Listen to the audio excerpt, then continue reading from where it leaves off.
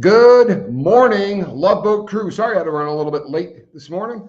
Had a tough time getting up. We saw Smokes, Jane Aldrich, good to see you. Barbara Aldrich, Lisa Trimble, I'm glad that you're here this morning. I'm glad that you're not missing these, Lisa. Ashley G, good to see you. We saw Smokes. Do. Hey, Ashley. I am going to tell you some funny stuff, and we're going to talk about some stuff that's heavy. This is going to be a good one. I don't know how many of you saw last night's show. Do me a favor. If you watched The Love Boat last night, put a deuce in the chat. Hope Between the Dreams. Hello, good to see you. Kristen Melinda's here. Sandy Wandy, how you been? Glad that you're here. Archie's mom, there you are. Good. So I think most of you saw last night's live. If by chance any of you missed it, it was another Epstein show, although this one was considerably different. I did the history of Jeffrey Epstein, or I should say, I did a lot of the history of Jeffrey Epstein. Caroline, good to see you. Susan Miller, you touched my soul this morning. Me too. Same with my brother. We made a pact. You know, Johnny and I have had each other's backs our whole life. We really have. And we've had some growing pains lately, you know, in so many ways, just, you know, moving and all that. And it's amazing what it feels like when someone has your back. You know, last night was a tough show for me. I'm not just saying that. It really was a tough show for me. I don't like evil stuff. It freaks me out. And because I believe in good versus evil. It's something that is very, very real to me. You know, there are people that don't believe in evil. There really are. There are people that just don't believe that exists. They think that people can do bad things, but that evil as an entity or evil as a thing doesn't exist. It's just that people can do evil things, but there aren't evil people, or evil isn't a thing. I promise you it is. I have stared it in the eye. Drew Peterson was pure evil. I looked him in the eye. He was pure evil. And it's fantastic when you've got someone who has your back. I got through last night's live feed because, you know, I can't tell you how many times Johnny looked over at me, same thing with him as last night. Both the show that he did, which all of you saw because his numbers were so huge, you all had to have all seen it. But we want to have your back. If there's something going on that, you know, you need some thoughts and prayers about. You don't have to feel weirded out if you're not a believer or whatever. But if you just want someone to have your back, right? As Lisa Trimble said, she had never served in the military, but she's got our 6. You know, every once in a while, someone will say something and it will just tickle the ever-loving hell out of you. Maybe it doesn't do that to you, but there are things every once in a while that just tickle me. But so many people have opened up and been honest about some things from their past. And when you talk about evil, people will bring it up and talk about the fact that they survived it. You know, my dad used to, every time he saw somebody that wasn't born with the gifts that we all had, he would stop what he was doing and pray for him. And he was just a very emotional guy. You know, for a big, tough dude, he was 6'4", huge guy. Hey, Sandra Harris. But he never, ever failed to pray if he saw somebody that he thought didn't get all of the blessings in life that we did. You know, the first time I remember him doing it, it was someone that had been born with a club foot. You could tell by the way the guy was walking, and my dad stopped. I was a very little kid, and my dad stopped in his tracks, and I knew what he was doing. I knew he was praying. But I asked him about it. He just said, it's something I do. And I started doing it that day. It helps me. And sometimes some of you will leave comments that put me on my knees, truthfully. Hey, everyone. Hey, Tommy, caught the show last night on replay. It was scary, but excellent. Thank you. What a kind thing to say. I thought it was a good show. And I don't... I just got a really nice text from somebody. Yeah, I think that's probably a good way to put it. It was scary, but I think it was excellent too. I did a lot of work on that. The work part of it was worse because there's so much I didn't show you, and I'm glad that I didn't. Altogether, there were 38 images, and there was also 45 minutes of details that I could have given you. Stuff that I think I got the point across without having to make it salacious, without having to say things that, I don't know, maybe even re-victimize people in a way. KP Nordic, good to see you. But I wrestled with that show for a long time. And I believe in things that are supernatural. I'm not going to be freaking anybody out or talking about these things, but I've had so many weird experiences happen to me throughout my life that have made it very obvious to me that there is evil. And there's the other side of that, right? There's magic. And I mean that in the biblical sense of the word, is that I've seen just amazing things happen in my life. I've met angels. I've seen people that just didn't make any sense that they were doing what they did, where they were doing it. Q is obviously jumps off the page as one of those. But I've encountered so many more. And I've encountered people who are so hell-bent on hatred that you almost think they got to be the exact opposite. If there are angels, well, certainly there are demons. And I've met people on earth. You guys probably know some of them. You could pick names out. There are people that hate me, and it's just because they do content or whatever. But there are people whose hatred borders on this downright evil or the downright satanic or whatever you want to call it. There was a troll who was in my chat. He used to be a huge fan of the channel, and he was in the chat. He said some really hateful stuff. It was in the very early days as he was kind of going from being a human to whatever the hell he has become. And someone in the chat said, "I'm going to pray for you." People who are offended by someone who says, "I'm going to pray for you," are terrifying. But this guy's response was, "Don't waste your time. There's no effing God." But he wrote it out. And I remember thinking to myself, you only can say something like that if your design is to really try to hurt somebody or to really try to be ugly, hateful. I pray for those people. They're just so blatant with it too, says Dane Young. Yeah, they really are. But I'll tell you something that makes me happy, because there are things that make me happy. Barbara, good to see you. There are things that make me happy, and there are things that give me hope. As a content creator, I can look at other channels you watch, always. And no matter who you are as a content creator, your people watch the people that hate you. It's always been that way. It's been that way for every content creator. If there's a troll who does nothing but hate you, your audience is going to watch them. I don't know why. I really don't. I think maybe sometimes they think they're protecting you, or sometimes they want to make sure that the person's not saying or whatever. They just feel like they need to know. I don't know. Those are the things that people say if you ever call them on it. But the top 5 channels that you guys watch other than the Lifeboat doesn't have a hater in it. Now, that may not sound impressive, but it is, because normally it would be number 3 or number 4, sometimes even number 2. It's moving down, which means that love is moving up. There's really no other way to look at that. Johnny had a comment on his last video, but he was so relaxed about it. He is a good man, your brother. You know something? I hate it when people say things like this, because it always just sounds dumb to me, but you don't have any idea. You really don't. One of us ended up in prison. I'm not saying that is because I am a worse person. It just was how it kind of went down. However, of the 2 of us, I've told this story before, but my dad wanted me to do his eulogy. It's not a nice thing. In hindsight, I bet he probably would have preferred to not ask me that. But my dad wanted me to do his eulogy. He was very adamant that he hoped I would do it. And the federal government wouldn't allow me to travel to go and do it. So, which was a bummer. But he specifically said to me, "Here are the things I would like you to say in certain, in regards to my baby sister, in regards to my older sister, in regards to my mom." And what he said that he wanted me to say about my brother was that of all of the people in his life and all of the people that he met, or the people that he sired, right, his kids, that Johnny's heart was twice the size of everyone else's.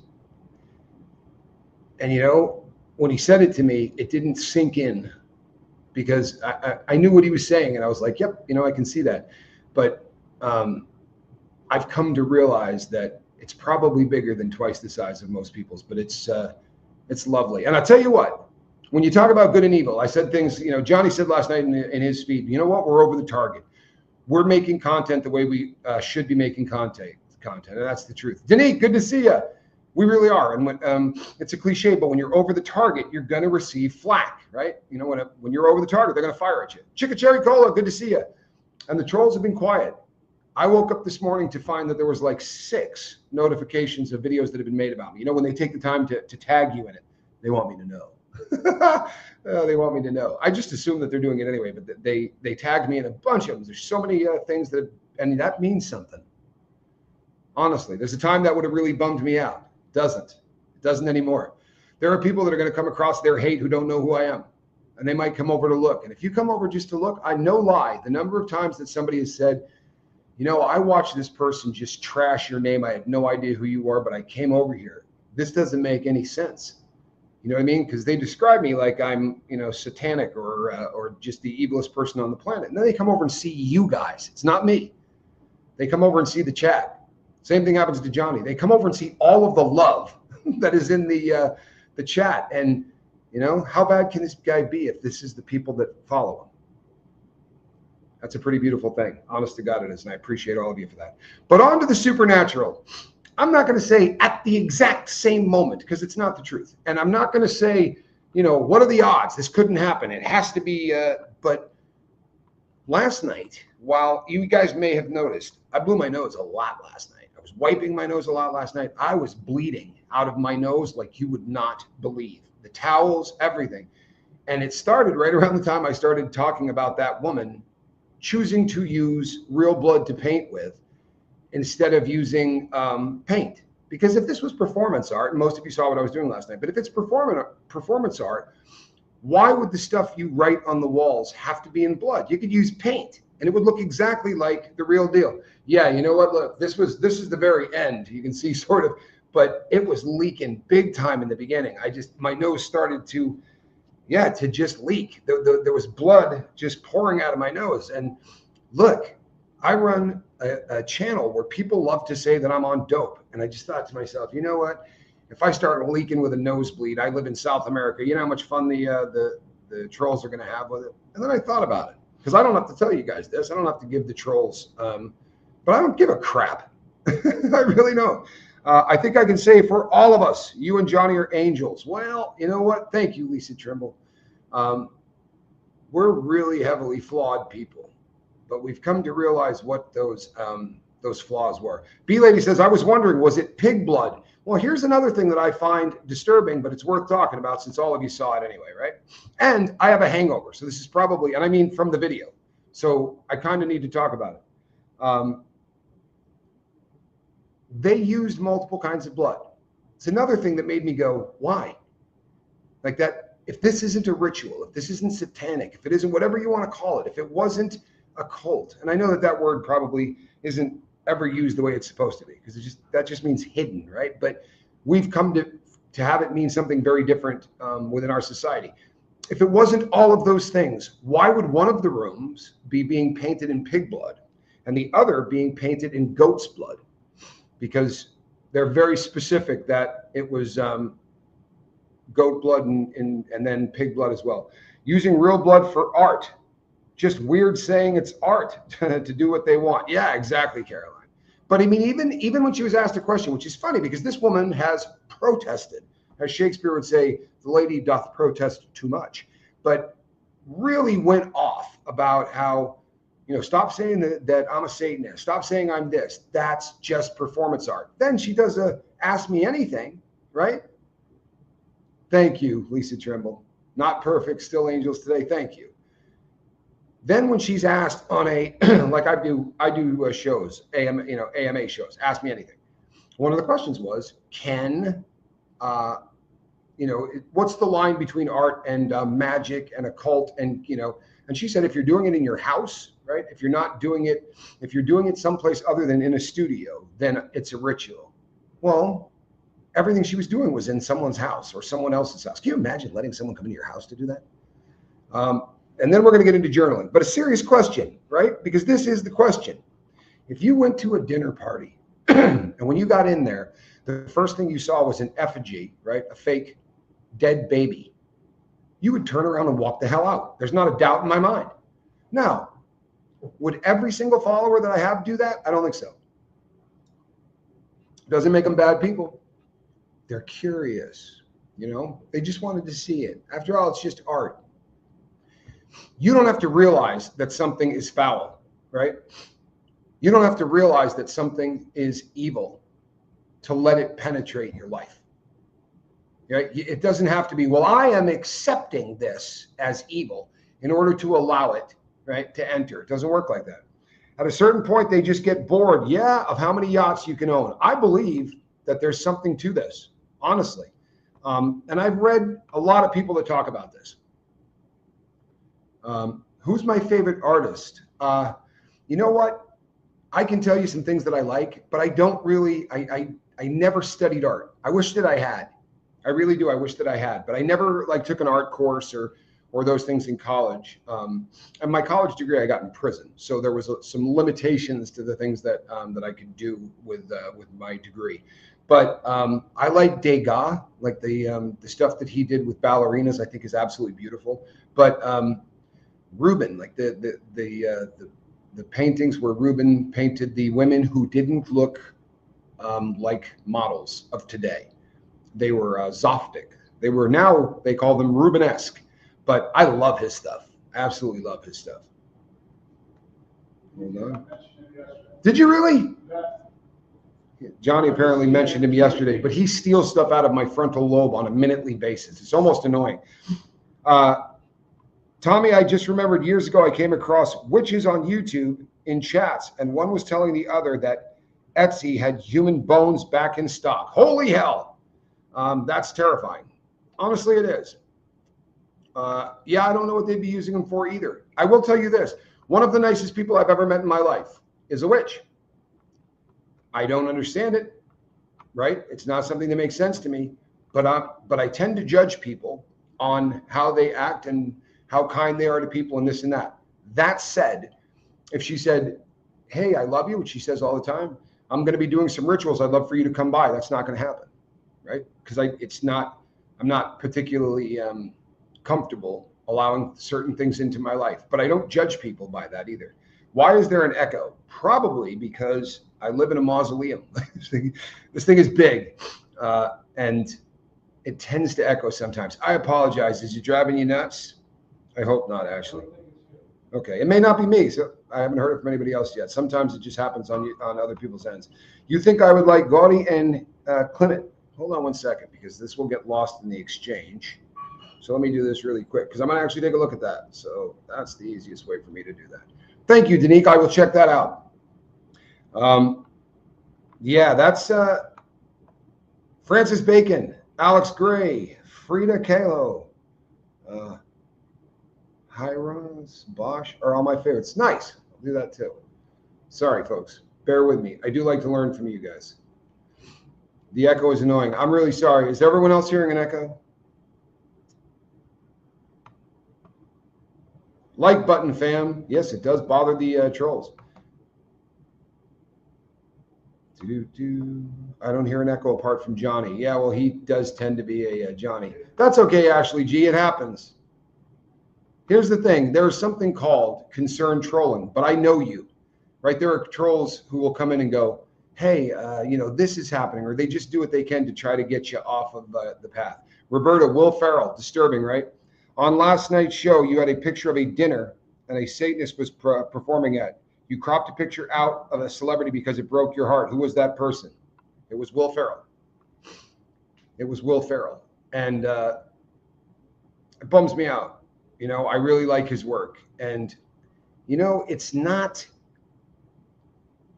I don't think a lot of these people view it as evil. To them, it's avant-garde.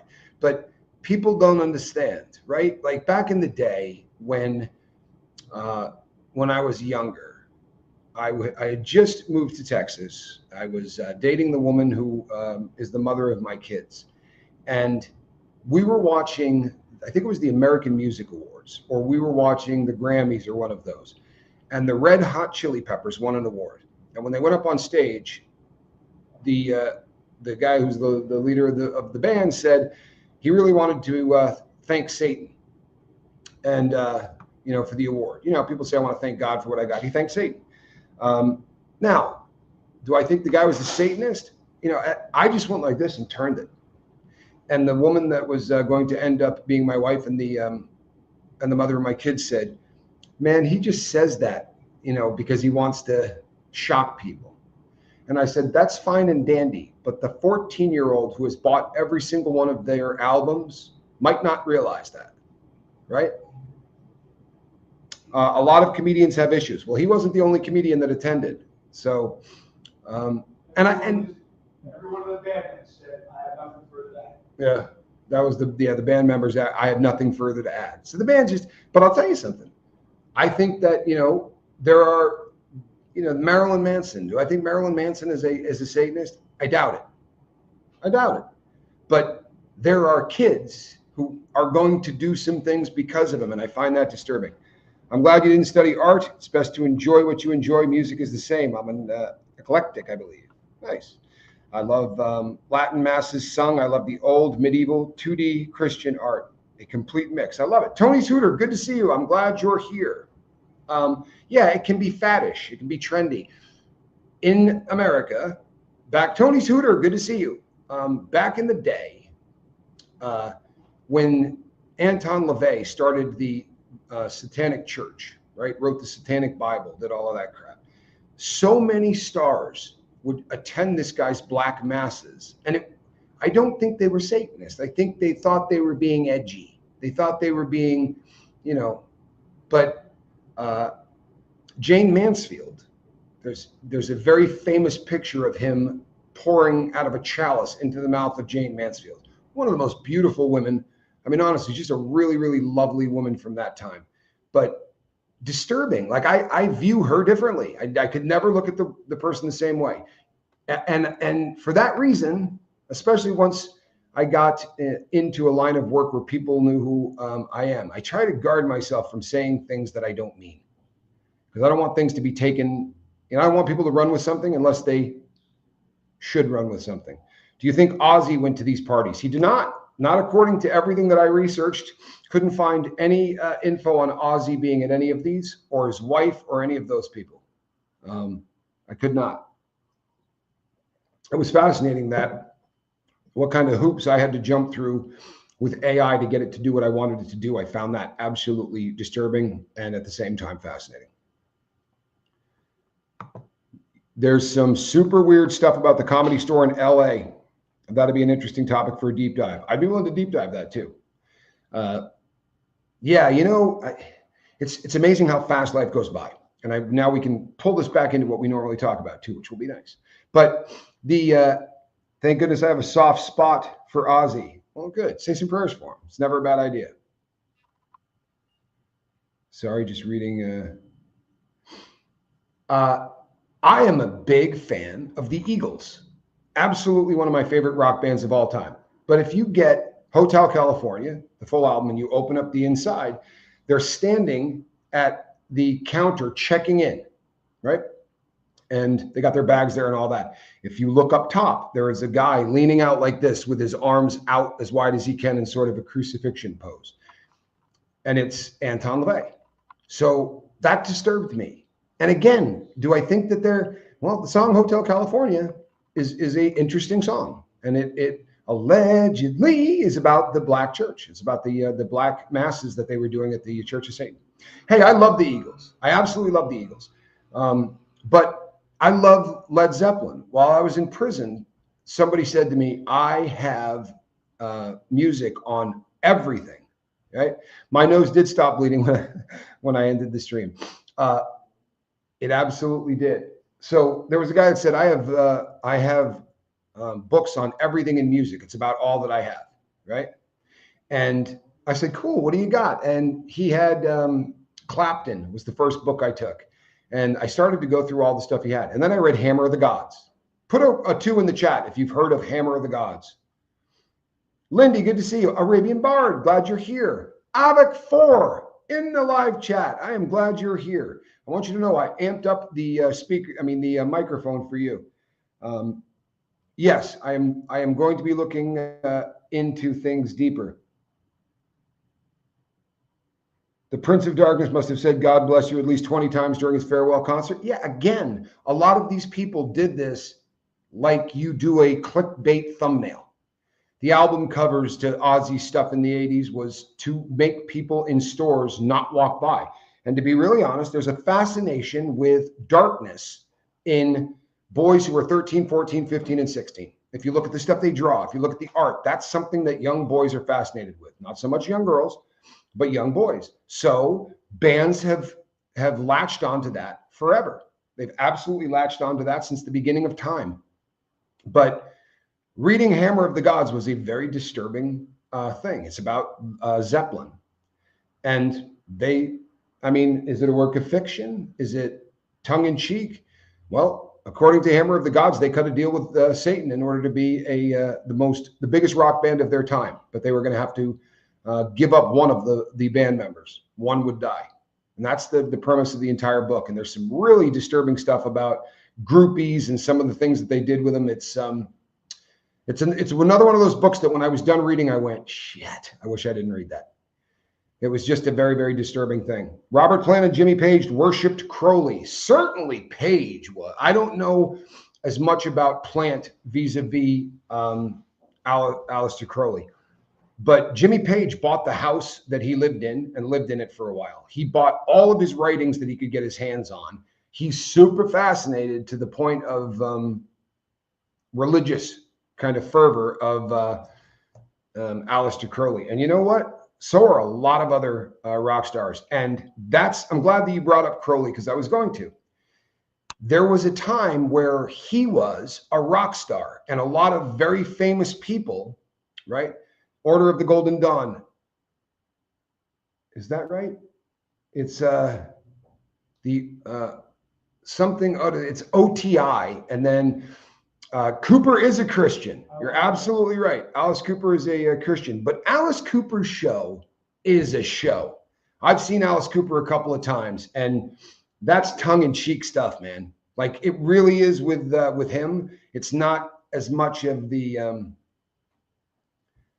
with Alice Cooper, he's really doing a show. It's like kind of more like campy horror. You know what I mean? Like, his head gets cut off by a guillotine on stage.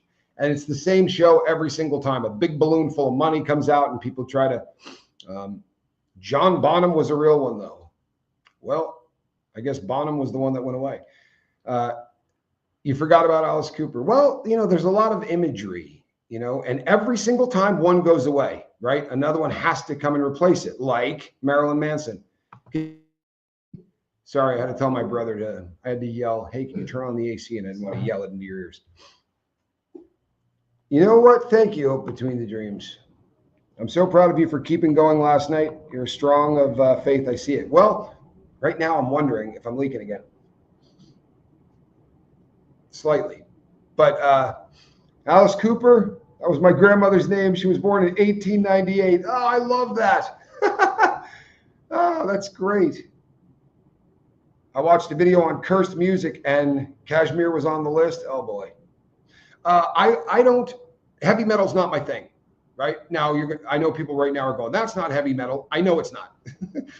But I got invited to a concert when I was a youngster, and I got invited to it. I'm not going to lie to anybody. We're all family here. I got invited to it because I had the plug on the drugs that a lot of these bands wanted when they came to Houston. And I don't know if I want to say the names of the band. I'll tell you what. I'll tell you a bunch of the names of the bands, but I won't tell you which band backstage was making me sick. That way I'm not going to be messing up for any of you. But Typo Negative, Hoodoo Gurus, my years with the Thrill Kill Cult, like a bunch of just disturbing bands, in my opinion. You guys might love them. I'm not meaning any disrespect or anything like that. But I was backstage because I brought a quarter pound of cocaine to sell to people there. That's what I was asked to bring.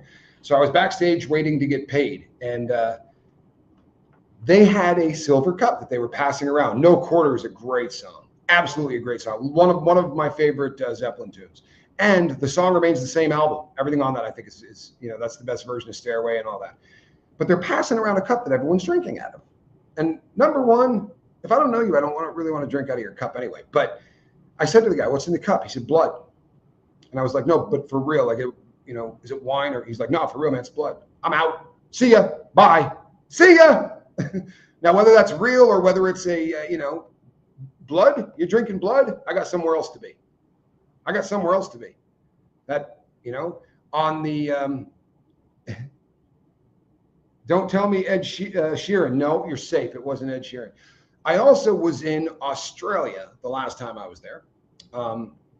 And I was at a concert of the Butthole Surfers, and trying to remember who opened for them. Might have been the Hoodoo Grooves opened for them too. But when they came on stage, there was a big screen behind them.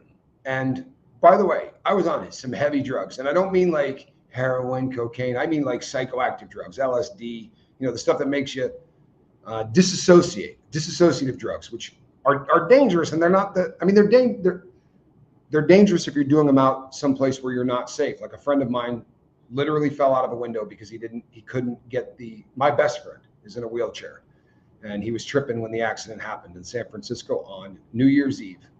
And he's a survivor. He's absolutely one of the toughest and the coolest people I've ever met. Didn't lose his sense of humor, remained an athlete, but he's a partial quad.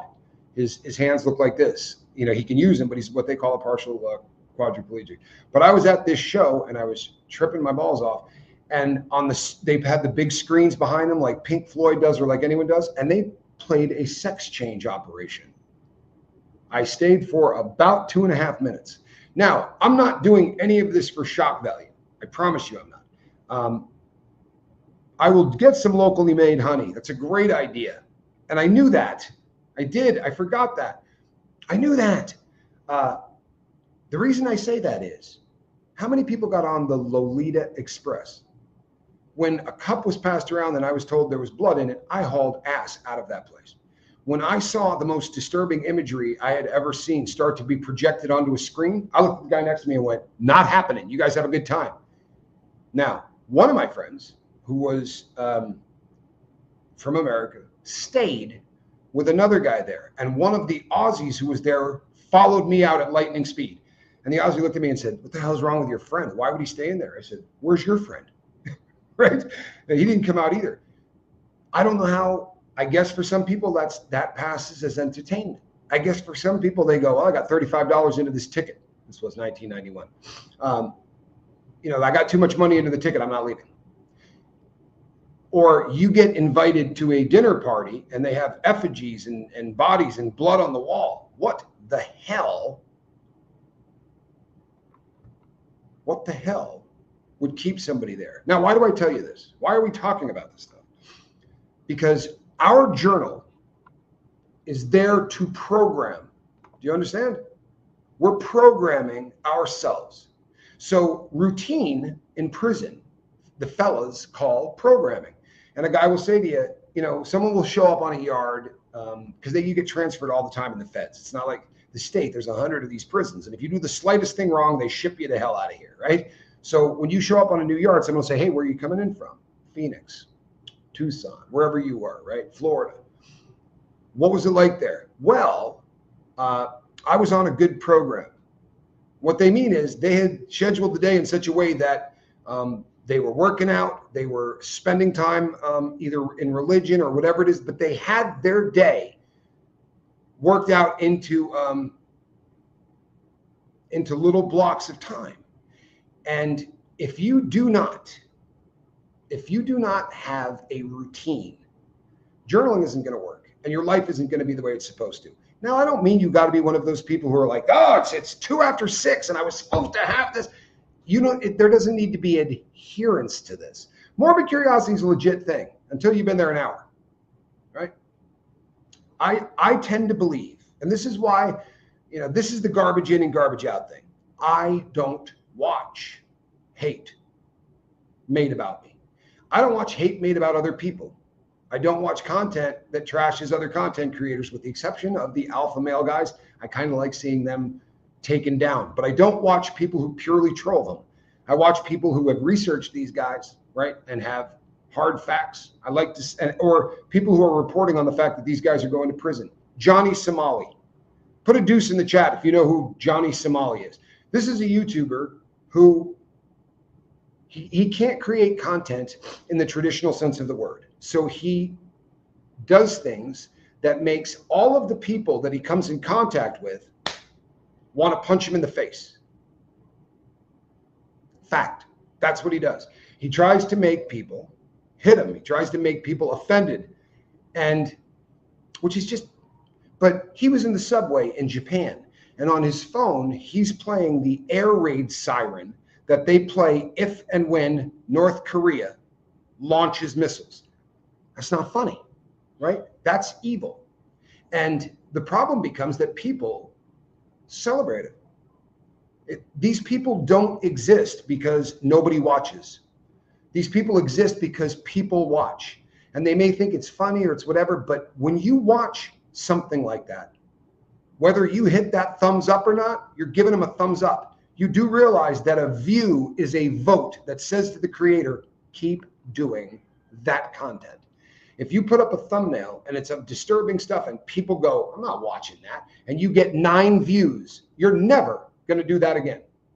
I promise. Unless you're an ideologue or an idiot like me. I'm an idiot. The first year and a half of the Lifeboat, I had 15 people in my chat every night. A good night, I had 17. A bad night, I had 13. And if I had 13, man, I knew who wasn't there. But I wasn't trying to build a YouTube channel. I wasn't. I was trying to hopefully show people out of that hole that my brother was talking about last night. You know, that if you find your way out of a situation, a lot of people are happy to go, I was never there, right? I was never an addict, and they just want to put it behind them. I'm not bad-mouthing those people at all. However, if you may be like the other percentage of people who feel that having had a spiritual awakening, now they kind of want to take that to other people. And that's me. You know, to me, that's, this is what I do now. I couldn't get through life without getting high. That's it. And I don't mean sticking a needle in my arm or a straw up my nose or a joint in my mouth or drinking or whatever. But the brain chemicals in my head need to get released, and I'm going to do something to release them. And it's a malfunctioning reward center. If I can get it to function, then life is grand, right? If the reward center in your brain starts doing the right thing, if it rewards you for spending time with loved ones, if it rewards you for being kind, right? At this point, if I see Scoville name and it isn't your channel, I delete the channel. I don't even watch it. Cindy G, you can't know how happy that makes me. And I don't give a crap that, honestly, you may not believe this. I would imagine most people won't. But the reason that makes me happy has nothing to do with the fact that I don't want you to see what people have said about me. I made a video where I said, if you want to hear what they're saying, I've made tons of videos about it, but they weren't hate. Garbage in, garbage out. There's a fascinating study where, hey, knock that off, you little snot. She's shredding the curtains. You little snot. There's a fascinating study done where they played hate for ice that is freezing, water that is freezing into crystals. And they said nice things to it, like, you know what? You're beautiful. This is nature. You're fantastic. And the other half of it was the complete opposite. They said disgusting things to it, and they cursed at it and did all of those things. And that caused a completely different formation of the ice crystals. The curtains had it coming, though. Krista Melinda, don't encourage the cat. Hooray, mental cat is here. Caroline, don't encourage the cat. Yeah, down the rabbit hole. She is on one. She's running around and shredding things. I don't journal as I'm afraid someone will see it. Sometimes I will journal and give it to my therapist, talk, and he shreds it for me. Maybe I should try to do it regularly. You know something? You will get a hell of a lot out of journaling, whether you have the ability to read it at a later date or not. However, you'll get more out of it if you can read it later. Because for me, you guys know that I wasn't doing this kind of content. I wasn't trying to leave the earth a better place than I found it. And this is far before anything had ever happened. What is it with you this morning, Kitty? Right? There's the zoomies, and then there's just, you're not being nice. I've never seen a bad channel about you because I've never went looking, didn't care to. Well, thank you. The important thing, honestly, is that we're not doing things that are going to damage ourselves. And I'm here to tell you, if you can yell and say nasty things and change how water crystals look under a magnifying glass when they freeze, you can Google this, it's fascinating. It either looks like the beautiful crystals that you see that form every time there's ice, or they look like mud. They look like there's dirt in the water. It's really, really fascinating. It's worthy of looking at.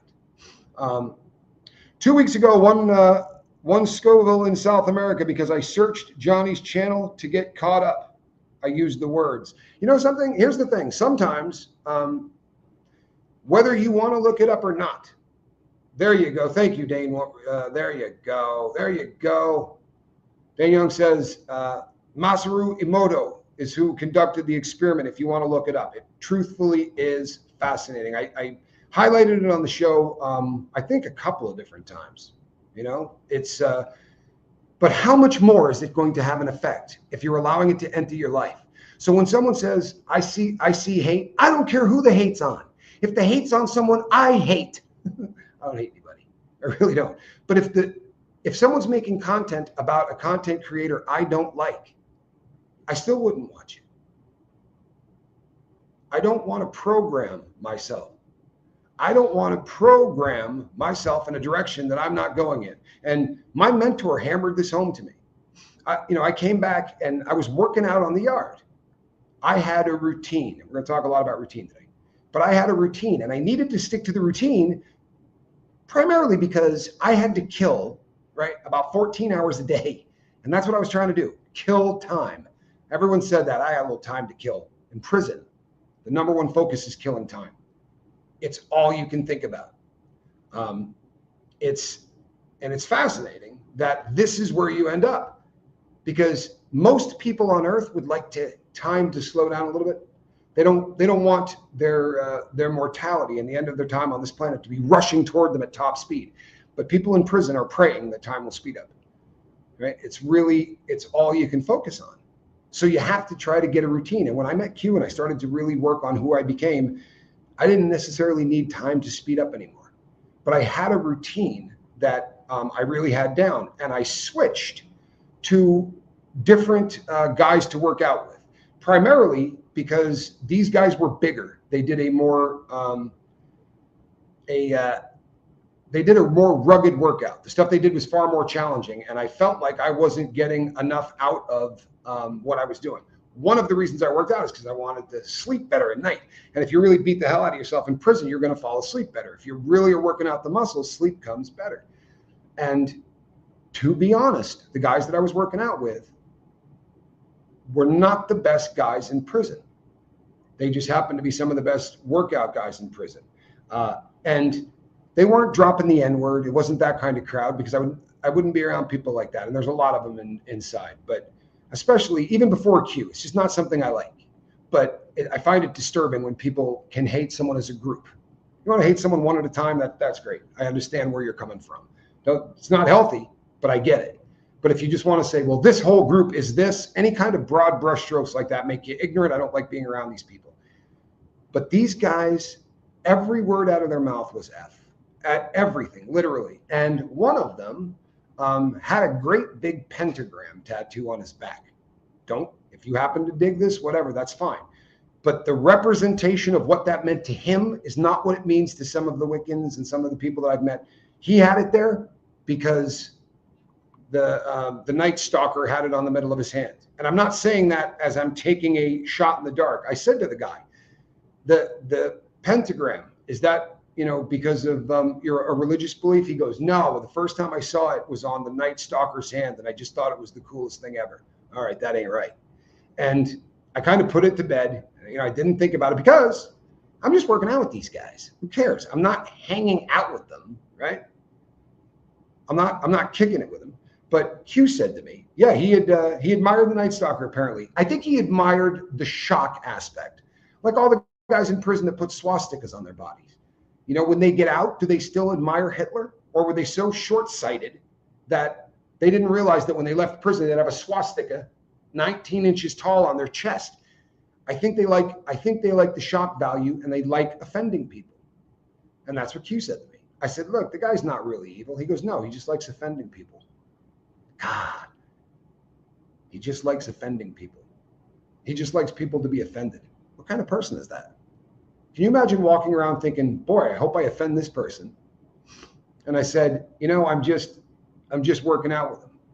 And he said, yeah, no, do what you do. He said, I just want you to be conscious of what you're doing. And I said, I'm working out with him. He said, you're allowing stuff into your zone, right? Into your sphere. You're allowing something that you would never endorse, something that you would never participate in, something that is so far away from who and what you are, and you're willingly inviting it into that space for an hour and a half, 7 days a week.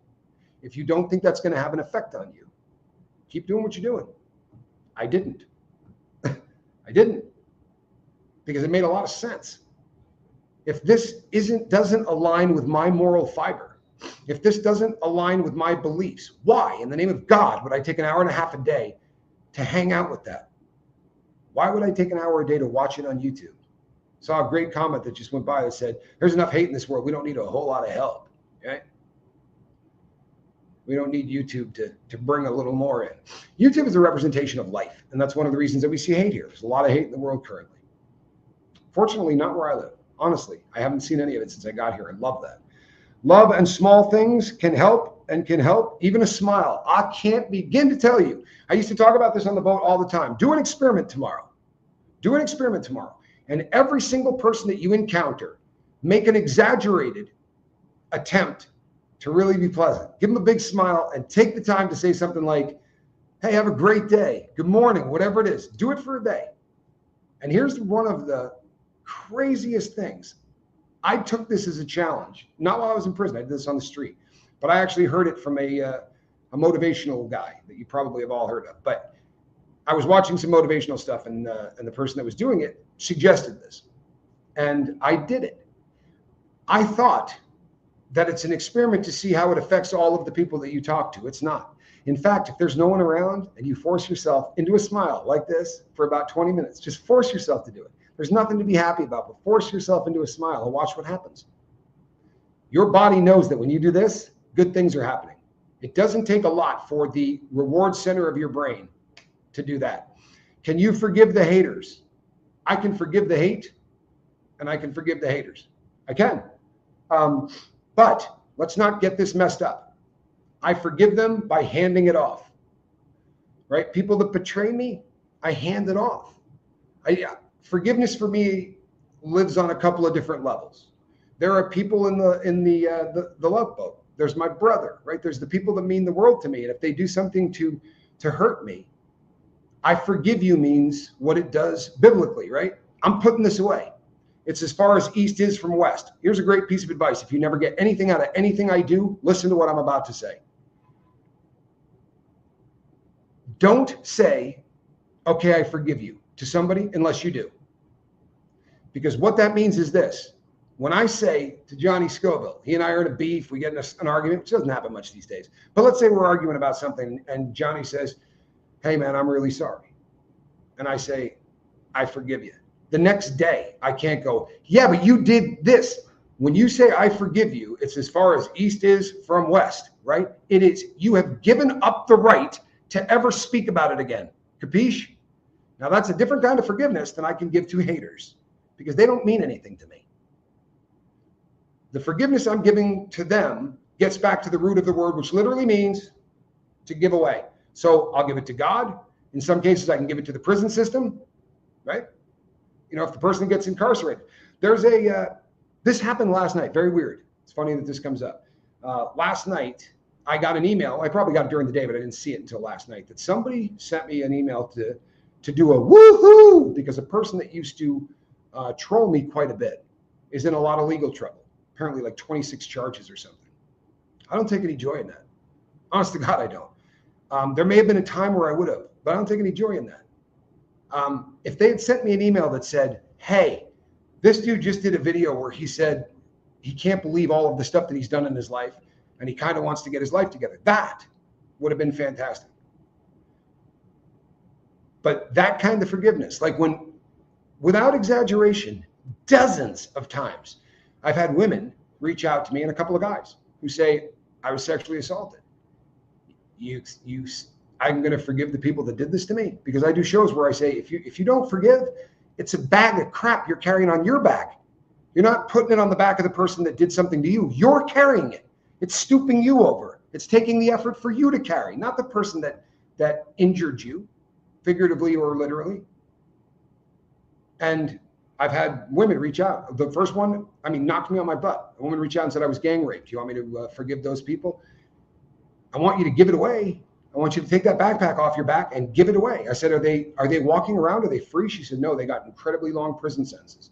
I said, then give those fellas to the prison system, right? Don't say it's okay. It's as far as East is from West. I'm never going to talk about it again. This is something that I'm giving you grace on. Hell no. Give it to the prison system. Instead of carrying that backpack, give it to the fellas, because the fellas tend to take care of guys like that in prison. Give it to God. Give it to whoever, but give it away. That's the type of forgiveness that I could give to people that hate me. I don't let them rent a space in my dome. I don't have time for it. I've got a busy schedule. I have a routine that is almost a religion. For real. We get up at about 4:30. If the workout from the day before was brutal, we might get up at 5. And if it's really brutal, we've occasionally made like 5:30, 5:45. But we get up very, very early in the morning. And the routine starts. We eat breakfast. We do it together. We have a cup of coffee, right? We have blueberry juice. I really dig blueberry juice. I forgave the Italian guy. He's still evil. Not sure if he's still alive, but I believe God will sort him out one day. I have a life to live. And you gave it away. That's literally what you did. You forgave, to give away. That's really the root of that word. And there's a reason for that. And you know what, Susan Miller, you're a star. And that's forgiveness for the unforgivable. Make no mistake. It's forgiveness for the unforgivable. Caroline, I was that guy. I used to sleep until 2 o'clock in the afternoon the entire time I was addicted to dope. Always, unless I didn't have enough dope and I was sick from the night before, in which case I would have been up and stealing at about 8 or 9 a.m. But for the most part, I sleep way, way into the afternoon. Not anymore. Prison kind of cured me of that. If you don't forgive, it gives way to resentment, which is our biggest enemy. You're absolutely right. And the problem is, I'll give you a great example, folks. I'll give you a great example. And then I promise I'm actually going to talk about this routine and about journaling. But I did a show a long time ago. And I said, there are 2 people on planet Earth I will never forgive.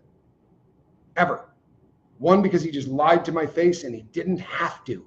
This was a guy that I shared so much with. And I lent him money. And it was a piddly amount of money in the scheme of things. You know what I mean? It wasn't thousands and thousands of dollars. It was hundreds and hundreds of dollars. But I said to him when I lent it to him, you don't have to pay this back. Right? Take it as a gift. You don't have. He said, no, I'm paying you back. I've got a bonus coming for Christmas. And I said, and if this is for dope, tell me it's for dope. I'll send more money. I understand being a junkie. If you're strung out and this is a dope sick thing, just tell me that. You don't have to pay me the money back and I'll give you more of it. And he said, no, it's nothing like that. I'm not using again. By the way, I wasn't sober, right? I had robbed a bank 7 days earlier. The reason that I was not tripped out about sending him cash is because I had just robbed a bank. And he just lied to me for absolutely no reason. And I said at the time, I'm never going to be able to forgive this guy. This was one of my best friends. There was 3 of us that hung out like the 3 Musketeers. One broke his neck, and the other also became a junkie like me. But he went the pro route. He had a real job, blah, blah, blah. So what ended up happening is I'm telling this story in the chat, and somebody reached out to me and said, those people don't know you hate them. Those people don't know that you don't forgive them. Every single day, you're carrying around that backpack full of crap. They've moved on. I guarantee you they haven't thought about you in a decade. The other person had done something not to me, but to my dad. And I couldn't forgive that. I couldn't. So I talked to my therapist about it. I talked to a minister about it. I talked to a lot of people. And you know what's fascinating? Neither the minister or the therapist suggested this, but a friend did. I said, pray for them every day for a month. And then I blurted out something with the word no in it, and it wasn't hell. And then I proceeded to tell him why, or actually it might have been a her, but either way, I proceeded to tell this person why they were an idiot. But they weren't an idiot at all. I have absolutely nothing on my plate with those two people anymore. In fact, the only time I remember these people is if I bring it up here. For real. If you don't give, yeah, exactly. Resentment will eat you alive. It's like cancer. I'm sorry, it is. I don't remember who said it, but like drinking poison, hoping it's going to kill the other person. Doesn't work that way. I was poisoning myself. I was destroying myself. And the more I thought about it, I guarantee these people haven't thought about me in forever. So they're renting space in my head. Well, actually, I'm giving them rent-free space in my head. I struggled with the person Tommy's talking about, the one who screwed our father over. I've let it go. Me too. He doesn't even know we exist. Moved on. Praying for people works. It absolutely does. It absolutely does. It cleans your plate. It leaves you. So, routine, because this is important now that we've all had a good time to talk. Oh, he did.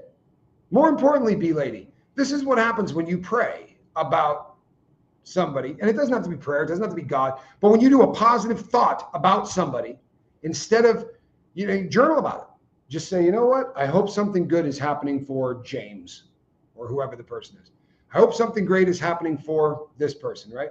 I wrote my morning things down on my mirror to help make a habit. Woo-hoo-hoo-hoo!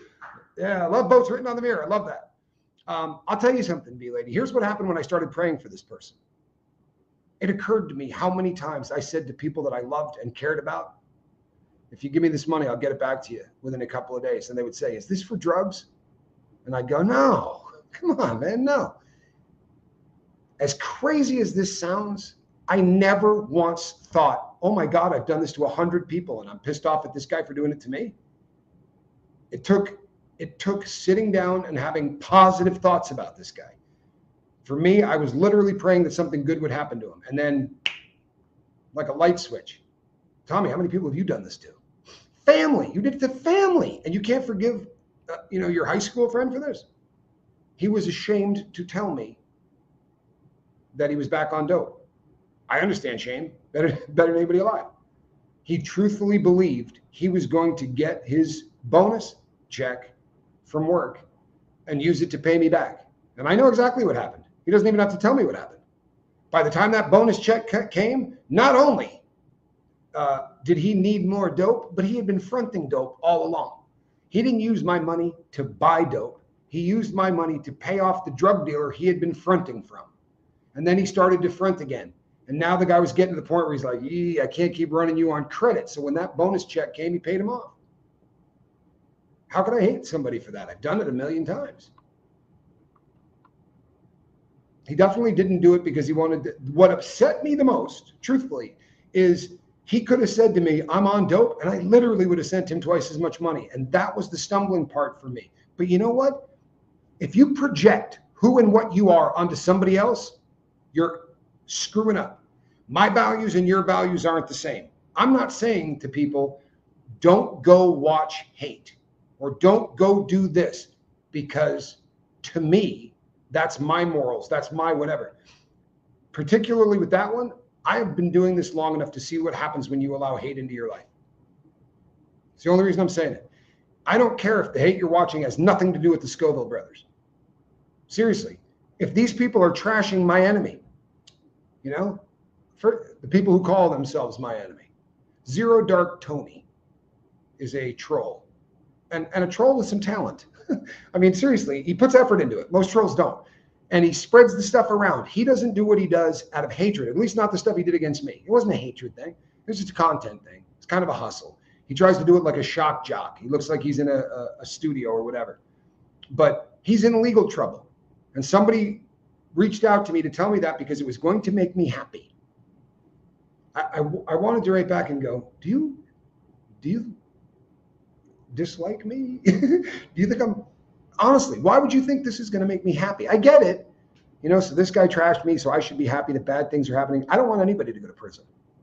Not that. I don't take joy in that. You may not believe that. I'd like the Epsteins of the world, the people that never are going to see the inside of a prison cell, are the people that I'd be happy if they got justice. Hold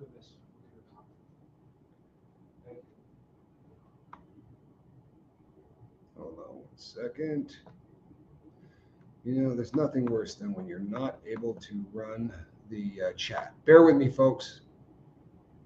When the days go by. Comments above my last. Yeah, that isn't going to help. Are you kidding? So sad. My stepsister, who was lovely and loved, had an aneurysm yesterday. Oh, my Lord. And she has gone 2 years to the hour of my mom's passing. My brain is overwhelmed. Oh, Puka. Thoughts and prayers, people, all the ones we can possibly get. I can't imagine. Honestly, I can't. My dad had his mom. He had two relatives that died on the exact same day, but his mom had a stroke on Thanksgiving Day and then died on Christmas Day. And the holiday season just was not quite the same for a long time. I'm so sorry. I really am. And aneurysms and things that sneak up are just are the most evil in the world. I know that there are people out there who think, you know, it's easier when you don't know things are coming. It's not. It's like getting punched in the stomach. As humans, we have a capacity if we know something is coming. And just as you're healing from the first, I'm so glad you said this out loud. The number of people, hey, Caroline in Canada, the number of people who think that they're dumping stuff onto other people, right? I didn't want to say in the chat because it brings the chat down. I hear that all the time. This is a chat designed to lift people up. And if you don't say what's going on in your life, we can't lift you up. There are people, whether you believe it or not, there are really incredible people who all day long are going to stop what they're doing several times, 5 times, 10 times, and they're going to pray for you. Now, whether you believe in God or not, how good does it feel to think that there are people who are going to stop what they're doing and try to lift you up with their mind, with their God, with their beliefs? I don't care what your beliefs are. If you're wanting good things for me during the day, the people who are offended by that terrify me. But I promise you, my brother and I will be thinking and praying for you and your family, and we're going to be doing it all day. No, Barbara, wait, make no mistake. This is it may sound like I'm splitting hairs, but I'm not. She says, you may not take joy in the downfall of ones who might deserve it, but it's nice to know that karma gets it right sometimes. I do take joy when the people who are doing things that are not good lose the ability to do that. I don't want to see a dude go to prison for something he said on a YouTube channel. I really don't. It's not. But if you're crossing those kind of lines, yeah, I want to see karma, God, justice, whatever you want to call it, the universe. I want to see you stopped. I just don't want to throw a party over it. Does that sound like I'm really splitting hairs? Recently, somebody who is divorced from someone, again, that I was not particularly close with, reached out and said, well, this person is not doing well, really not doing well. And the person reached out and said, well, we can get together and have a party when they pass. And I just wrote back and said, you are in a horrific place. How long have you been divorced? And for the love of God, start praying. There's certain things in life that can't be celebrated. You know what? I love this chat. I really do. You're an amazing group of people. Routine, structure, whatever you want to call it, right? Programming. As addicts, as people that struggle, and I don't care what your addiction is, but we all struggle, right? Every one of us. For me, the old expression, idle hands, the devil's workshop, right? When I have time on my hands, not so much now, but when I had time on my hands, it just made me think about things I shouldn't be doing. If I had 2 hours to kill, all I could think about was sticking a needle in my arm. All I could think about were the things in my life I wished the needle could take away. I have said out loud, God, if I could just turn this off for 8 hours, 100,000 times. I wish I could just turn it off. If I'm doing something, you're never going to see me working a shovel and going, man, I really wish I could turn this off. It's when you sit and you have nothing to do that you will focus on things. So as someone in recovery, Q made sure I didn't have a lot of downtime. And one of the suggestions that really I have taken to heart is, did you do this when you were a junkie? If the answer to that is no, start doing it. If the answer is yes, quit doing it. Seems kind of simple, right? I would never have journaled in active addiction. Ever. So I need to journal. I would never make my bed in active addiction. I need to make my bed. The realization that we have a malfunctioning reward center, and if we can get that reward center to function, life is going to get better. The number of you who are dissatisfied with your body is horrifying. It's sad. Because again, it's not based in reality. It's based in these ideals that we talked about yesterday that are put out by people that don't even enjoy females. But the number of women who are dissatisfied with their body shape or their height or all of the things, if you're going to get to a point where you love you exactly how you are, and by the way, there are books and everything written, you're perfect just the way you are. No, you're not. Trust me when I say you're not perfect as you are. You need to get better.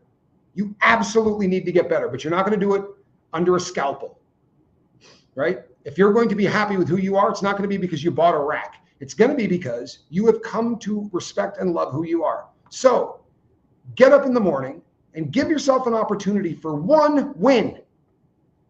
A lot of us will have an entire day and never get a win in that day. And by that, I mean something that you do that your brain goes, ooh, that's kind of cool, and kicks a chemical out. We are addicts. We're all addicts. If you're doing it through Facebook, if you're doing it through a phone, if you're doing it through hate, you can be addicted to anything. But if you can get the reward center of your brain to start rewarding you for things that make sense, you will build a life that will be fantastic. Might sound simple, but idle hands can be solved by coloring, crafting, needlework. No, it doesn't sound simple. Making a basket, aka weaving, macrame or whatever, just a suggestion. No, absolutely does not sound simple or silly or any of that. I crocheted in prison. Most people, if you've been around here long enough, have seen some of the stuff that I made. Absolutely. The things that you do that turn on in your mind and engage, idle hands means you got nothing to think about. If you're doing something, your brain has to be engaged, right? Brock Bandy, thank you for being here, brother. Stay safe. If you're knitting, you can't be knitting and going down a rabbit hole of self-hatred at the same time. It's damn near impossible because it requires concentration. I watched Johnny play the guitar. I can't play an instrument, but I watched Johnny play the guitar and he's in another world. Honestly, I can be over there doing this one. He doesn't know I'm in the room. Any of those things. But you need to start changing who and what you are. And I don't care if you're an addict or not, right? If you're not journaling, trust me when I tell you, journaling is an important thing, but a schedule. So I try to beat this to death, and I know it makes people angry. Get up in the morning and make your bed. If you're not making your bed, you blew the first opportunity for a hit of dopamine for a positive reason. For me, this may sound dumb, folks, but I don't know, prior to this encounter with Q and starting the journey and all of that, I don't know when I ever got rewarded for doing something right. I wasn't that guy. Everything I did was effed up, literally. So making my bed every single morning, I remember like it was yesterday. First he walked in and he goes, man, this cell is a mess. And guys who have done more than about 10 years of prison time always will say, we're walking back. You want to go to your house or mine? And it was like nails on a chalkboard. It's not a house, man. That's a cell. Q had been in there a long time, never called it a home. Words mean things. You start calling that prison cell your house. Come down to my house, not yours. Oh, it'll be your house. I promise you. You'll accept it. I was never going to accept that was my effing house. Never. First thing on my mirror, senses in boat, journal, exercise, eating, working on the last two. And since it says I put glasses on, you know what? I'm telling you, get up in the morning and make your bed. And it's a goal, especially if you think about it the night before. Okay, tomorrow I have a goal of making my bed. Well, when Q walked into my cell, he goes, man, your cell's a mess. You can't have a cell that's a mess. You get written up for it. I go, what the hell are you talking about? And he started to point out things that I had just allowed to be a part of my life for so long that I just accepted. And he was right. It was a mess. But in my head, you ever seen the shows with hoarders? I'm not picking on these people, by the way. It's just a different form of addiction. But you see a house that a person has to walk through a path this wide of garbage and things stacked and stuff like that. You think that if you took someone who had never done that brought them to a house and said, this is where you're going to live, and those stacks were already there, they would have gone, no way in hell. I can't live in here. How do you eat an elephant? One bite at a time. How do you destroy your life? Half an inch at a time. For real. 1/10 of a gram at a time. You can do little increments that will take you to the top of Mount Everest, or you can do little increments that will take you all the way to hell. Making the bed does feel different. It really does. Looking at your surroundings being taken care of lets you know you are worthy of a clean environment. Booyah! And it says, I'm gonna structure my life. I'm not gonna live like this anymore. Everything is a part of the life you're gonna build. Johnny says, he said it in last night's feed, he can't believe the amount of stuff that we get done in Ecuador compared to the amount of stuff we got done in the US. There's no more hours in the day in Ecuador. But what it is we started with a clean slate. There wasn't the memories of not doing things right surrounding us. And you say, well, we can't all just get on a plane and go move. No, you can't. But you can remove all of the reminders that you are disorganized. You can remove all of the reminders of you don't give a crap enough about yourself to keep your place clean. And I'm not busting on anybody, but keep it real, right? I have a cat. I would not let my cat live in filth. Why would I do it to myself? Right? For real. I clean my cat's litter 3 times a day. And half of the time, I'll run into Johnny Scoville when I go there because he's doing the same thing. Because we love our animals and we don't want them to have to stand in feces and urine in order to go to the bathroom. I wouldn't do that. Why would I do it to a cat? It may sound silly, right? It isn't. Because there was 46 years of my life where my life looked like a litter box. The clothes I took off from the night before were thrown on the floor. Or I still had them on. There's a really good chance that I just didn't take them off. I slept in them and I was going to get up and head back out of the house. Why? Because I didn't care about me. Why would I take care of a house? Why would I care about a house if I didn't care about me? Lost Again says, make your bed and brush your teeth. Have a routine. Journal. That's the first thing I do. I journal before I do anything. By the way, I'm then going to journal again about 10 minutes later because the first one for me is an info dump. And I'm not telling you all got to do this. This is what works for me. And if you haven't heard any of this, go back and watch from the beginning because I go through all of it. But I get up and I info dump. First thing I do, it's right next to the side of my bed. First thing I do. And then I usually pee because that's just kind of how nature works. Then I go back and I make the bed, right? Then I brush my teeth. Then I spend some time with God, right? And you can do whatever you want. You can meditate, whatever. But for me, I spend time praying. Then I go sit down with Johnny Scoville, and normally I make breakfast. And normally he cleans it up. It's a routine. Normally nothing. I always make breakfast. He always cleans it up. But there's going to be, there's breakfast, there's the blueberry drink, there's the coffee. It's a routine. It's a schedule. And right next to me is a journal. And right next to Johnny Scoville is a journal. We don't talk a lot at breakfast. We don't. And we spend a lot of time talking, but we don't talk a whole lot at breakfast because there's something else to be done. It kind of takes precedence. And again, I'm not trying to, I promise I'm not trying to become Billy Graham for you. But the two of us then pray because we are over the target. And we've seen what happens when people, when the hate spills out of YouTube. Now, I'm not putting anybody on blast, but of the two of us, one of us has been a little bit more structured for a long time.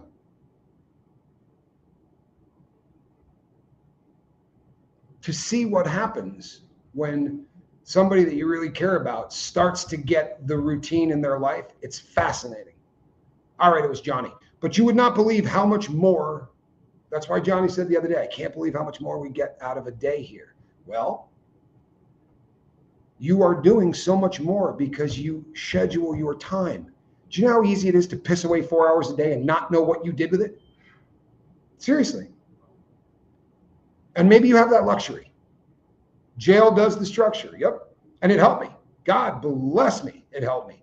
However, I still lived in filth and I made my bed because you had to, but I didn't make my bed.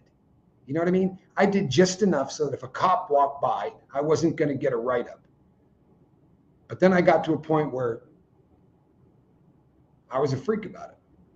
You know, the width of where I folded it back was the same every single time. It looked almost like military.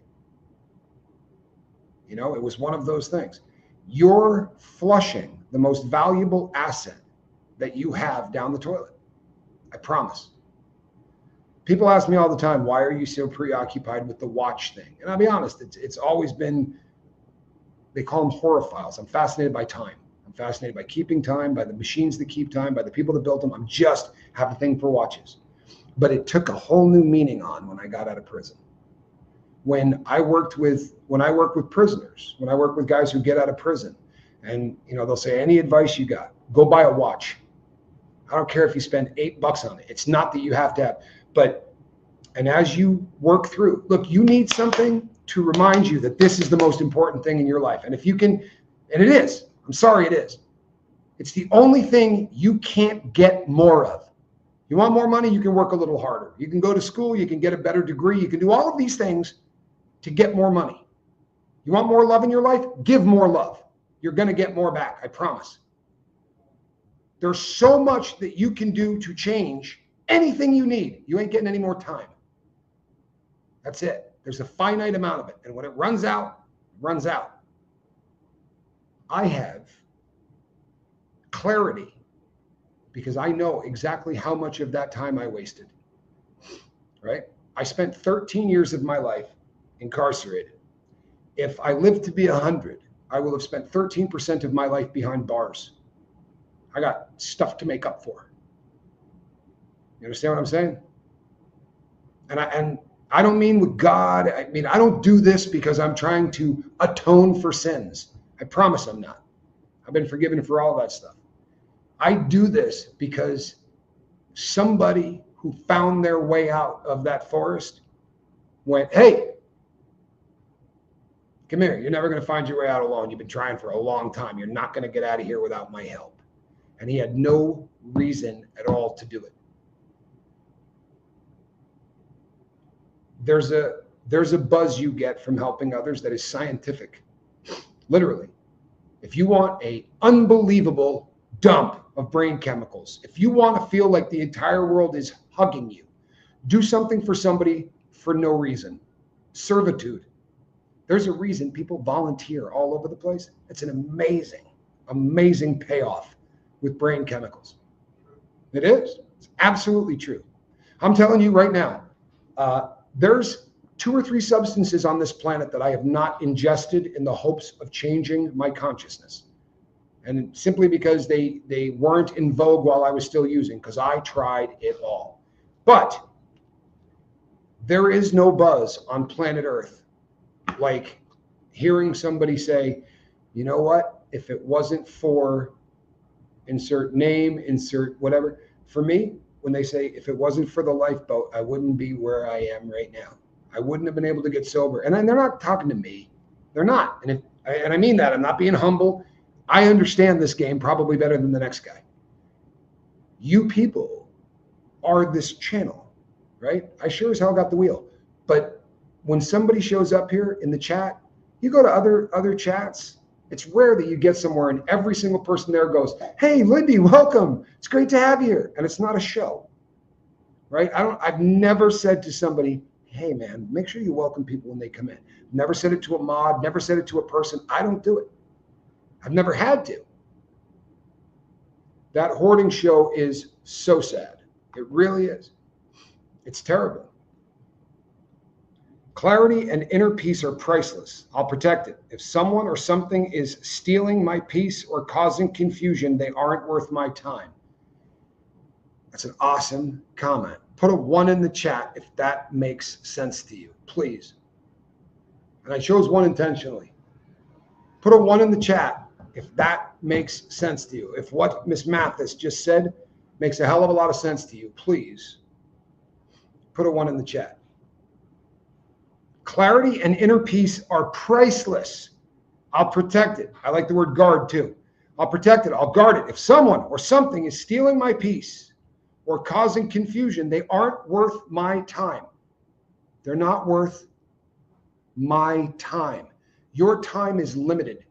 You only have so much of it. May I suggest you don't spend 25 minutes a day listening to somebody tear down someone else as entertainment. Whether that someone is me or anyone else, don't go and listen to somebody tear down another country for a half hour a day. Don't go and hear someone tear down someone else's religion or anything.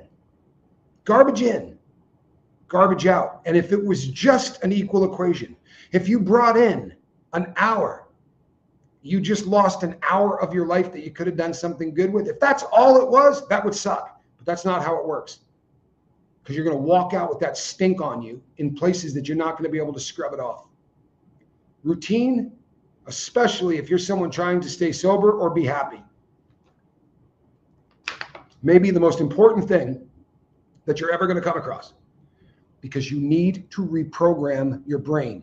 You have a malfunctioning reward center and you need it to start functioning properly. Set small goals and knock them off. Make your bed in the morning. If you just do the same things that you do every day, but you say, I'm going to get up, right? I'm going to journal. I'm going to make my bed. I'm going to brush my teeth. I'm going to go do breakfast, and I'm not going to leave the dishes in the sink. I'm going to put them away. That whole process is going to take you 20 minutes, 25 minutes. And when you shut the door of the dishwasher or you put the last dish away, you're going to go, your brain's going to give you that dopamine hit. And there's other chemicals too, but everybody understands the dopamine hit. Your brain is going to make you feel good for what you just did. And then a funny thing will happen. I promise. As much as God made little green apples, right? Or tomorrow's going to be Monday. When you do that, you're going to walk into a room and it's going to be different than the last time you walked in the room. You know what's going to happen? You're going to see something that's out of place. You're going to see something that doesn't look right. You're going to see something that isn't quite clean, and you're going to fix it. You don't have to, if you have an overwhelmingly messed up house or messed up life, your life and your house can be the exact same thing. Pick up one thing every time you go into a room or leave a room. I'm gonna hang up one shirt every time I go in there. I'm gonna put one thing in the hamper.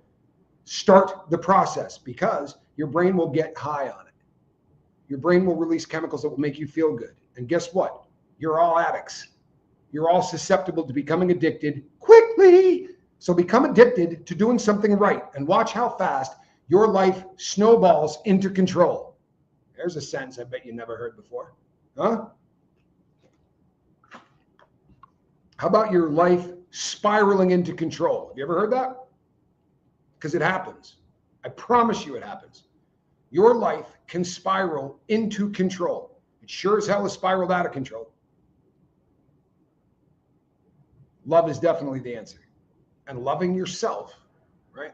Self-love gives you the ability to love others the way that they need to be loved. If you don't love yourself, you're never going to deliver that love to somebody else the way that they need it. And no one's ever going to love you more than you love yourself. You want to feel loved? Then up the bar. Up the bar. Love yourself more and watch how people love you. But you got to do that. And it's not easy. I need to start with sidewalk chalk. I bought for positive messages. I love that. I love that. I did it with Post-it notes in prison. I did. And I'm telling you, you know how much of a weirdo you look in prison if you're putting notes up on the inside of your cell that says you're a good person? You're not a loser. It's a rugged place to try to be a self-help guy, I promise. The fellas are not usually as understanding as the crew of the Love Boat would be. A day will come. I pray for all of this. I promise you, for everybody here, that a day comes where the fear of the unknown is less terrifying than the fear of standing still. Journaling is a new concept. People go, I feel so uncomfortable. Yeah, I bet you do. The day is going to come where that discomfort is nothing compared to the discomfort that you live with. When that reality kicks in, you will start to walk that path. You will start to say, I'm going to start doing whatever it takes to love myself. If you live in filth, you're screaming, I don't love myself. All of the things that we allow ourselves to live in screams, I don't care about me. Fix them. You don't have to fix them all at once. Knock that off. Tomorrow morning, make your bed. 2-stroke. You hear that? Wah! Tomorrow morning, make your bed. I just ordered a bunch of markers for coloring. Coloring is amazing. There are digital apps you can color with that are a lot of fun too. Great for the mind. Great for the mind. And you know, it's a great thing to do before you go to sleep. That's not wasted time. If anyone is thinking, hey, he said don't waste time. If you're doing something that quiets your mind, if you're doing something that calms you down, that's not a waste of time. If you're doing it 6 hours a day, that's an issue. It is. Start to think about the amount of time you have each day. And if you show me what you spend your time on, I'll show you what you love. More importantly, I'll show you what you don't. You're going to be awake. Katy Perry, you're going to be awake, most of us, for somewhere in the ballpark of 16 hours a day. What do you dedicate that time to? It's a good thing for a journal, by the way. When you're staring at a blank piece of paper, start to do evaluations of where you're at in your life. Start to write down how much time you allocate to everything. For instance, I take an hour and a half a day to allocate to working out. Not because I want to look good. I want to feel good. I don't like not sleeping, right? And I would rather light a match than curse the darkness. So instead of just saying I don't sleep well, I'm going to eat the way you're supposed to. Because if you eat the way you're supposed to, right, like 3 meals a day kind of a thing, you give yourself an opportunity to actually sleep well. It's a better chance. If you work out every day, and it doesn't have to be pumping iron, you can walk around, whatever. But if you're exercising, right, the next time you call me the L word, I'm going to call you the G word. Got jokes. You know, he made a short, and I told him I was going to kill him if he put it up. Bank account, a second, a penny. Yeah. If a second was a penny, you'd be very, yeah, that's great. It's like a bank account. A second a penny, you would be more careful where you spend it. I love it. Well, and you know, anytime somebody would say, I spend a lot of money on watches, but I don't spend a lot of money on anything else. I really don't. It's the only thing that I am indulgent in. And I don't do it to show off. If I did, I would never do it. I wear them around the house. But I'm never going to take time for granted again as long as I live. It's the most valuable thing to me on earth. And you can say, oh, but your family, I got to allocate time to spend with my family. If I don't respect time, I won't spend any time with them. I'll get to it. You know what I mean? I'll spend some time talking to my kid later. I'll spend some time, you know, hanging out with my family later and work. The first thing is master time. Then I know how much time I can spend with my family, how much time I can allocate to being a better person, how much time I can spend talking to God. If you don't have a routine, you're spinning your wheels. Remember when I said, if you find yourself unable to really fight the food thing, then write down what you eat, write down when you eat it, and write down what you're thinking. What's your emotion? How do you feel at the time that you think it? Do it for a week. At the end of that week, you can start to then go on a diet or whatever, because you will know why you eat. You know, if you say, yeah, I just ate a bag of chips and I am thinking about my ex and I'm so angry. Well, guess what? You're a procrastinator. Do you know what causes procrastination, Ashley? This was my biggest disease on earth. Fear. No joke. Fear is procrastination in a different form. And when somebody told me that, it didn't make any sense to me, but it does. It's exactly what it is. I was afraid of failing at the things that I wanted to do. So I just put them off, and I just put them off, and I just put them off. The day is going to come where the fear of standing still is more terrifying than the fear of jumping off of that. Do the same thing, right? Keep track for one day. You don't even have to do it for a week. Keep track of where you spend your time. Where do you spend your most valuable currency? Huh? For real. That is your most valuable currency. Where do you spend it? What do you do with it? Take a day to figure out exactly. I love myself and I am more beautiful than I feel. I love that. You know what? We love you too. I mean it. There's nobody here right now in the chat that I can't legitimately say without blowing any sunshine up your backside. You make this channel better.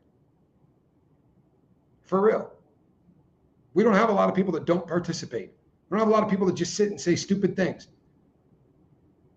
We got a group of people who are participating, all pulling in the same direction in the hope that not only can they make themselves better, but they can help others do the same. Holy hell! Dime a dozen these bad boys on YouTube aren't they?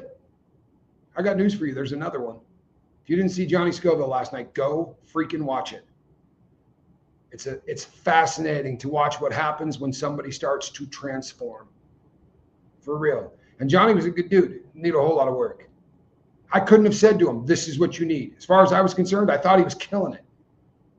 But he started to take the challenge that I'm giving to you guys. He journaled. He's been journaling for years. But he started to journal. Started to do it a little differently. And he started to do things like writing down what he did with his time. Johnny loves the guitar. But he said to me, you got any idea how much time I spend playing the guitar? He doesn't spend that much anymore. Because he has learned that the time he was allocating to certain things, he feels he could do other stuff with that would be better for him, the planet. When you are right in your dome and you actually feel good about your dome, then, it's like philosophy, God, right? These are not concepts somebody sticking a needle in their arm has any time for. But once you do get out of the forest, right, now the bigger questions, right, become real. We're not in the forest. There's not a guy at the bottom of the driveway waiting to follow us to church or to cut our tires or to spit in our faces, right? The hate isn't here. It gives you an opportunity to be a little bit more clear and to focus on things like servitude, like trying to help people. I didn't live a good life for 46 years, but it gave me an effing PhD in how to help people on heroin get clean. A PhD. So you come and what is the old expression? Man plans, God giggles, right? We were coming to retire. But today we won't be retiring. Today we are going to be working on the gentlemen down in this part of the planet who are addicted to heroin. We're going to be working with those guys. Maybe not one-on-one today because we're going to be going over and taking a look at the structure and looking at if there's things that we can do to help get some more beds in there, to help get it so that these guys don't have to sleep 3 dudes to a bed. I can't imagine kicking dope in a bed with another person, much less 2 other men. But you want to hear something that blows my mind?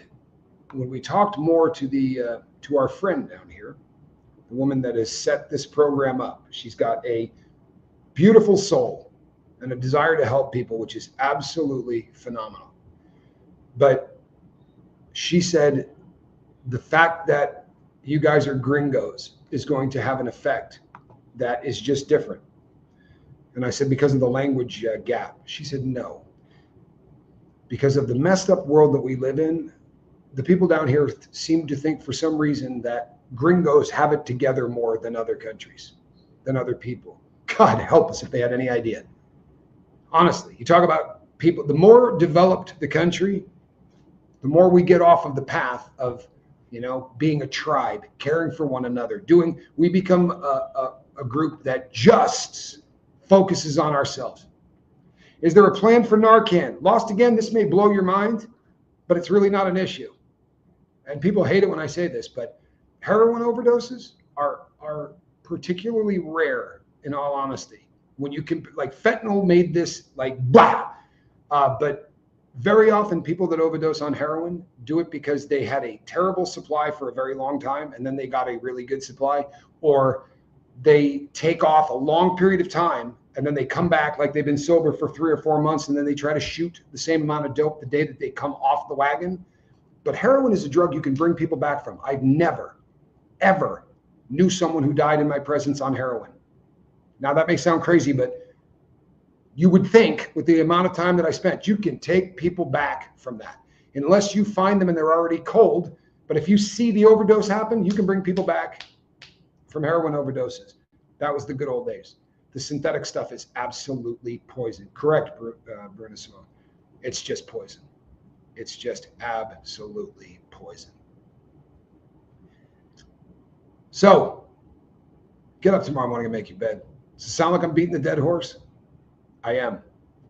And I got news for you. I'm going to tell you again tomorrow. Until everybody in the chat can throw up a deuce when I say Narcan does help, Cindy G. Absolutely it helps. but you're going to need a stink load of it. If the person overdosed on fentanyl, depending on where they're getting it and what dose, I have heard 14 is the top I've heard so far, where it took 14 nasal applications of fentanyl in order to bring the person back.